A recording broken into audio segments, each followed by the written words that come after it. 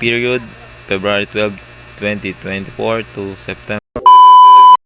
Yo mga katambay, no, habang nagbabantay nga pala ng shop, yung kartero biglang dumating. Tapos may inabot na sulat.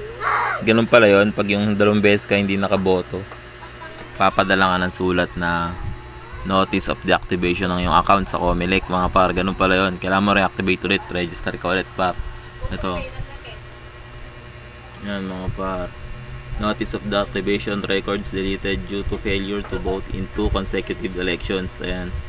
Ganun pala para kaya malalaman mo kung wala ka na, kung hindi ka na pwedeng bumoto at kailangan mo ulit magparehistro. Di ba mga katambay? Kailangan pa nun. Ayan. Open natin.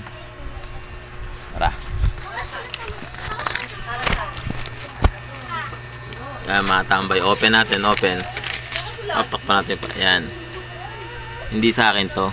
Sa ano to, sa pamangkin ng asawa ko yan. Basahin natin nasa loob mga par.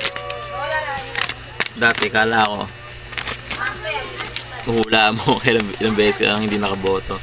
Yun, ganito pala. Ano pa? Kalagay. Basahin natin ha. This is to inform you that you are deactivated or deleted in our list of voters due to your failure to vote in the last 2 elections. In order to include you again in our list of voters, please come to the office so that you can file an application for activation of your registration during registration period set by the Commission. Registration period February 12, 2024 to September.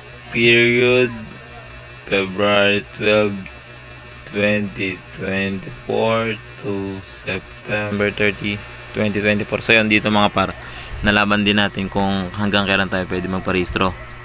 Sabi nga, February 12 hanggang September 30, 2024. Yun, inform ko lang kayo.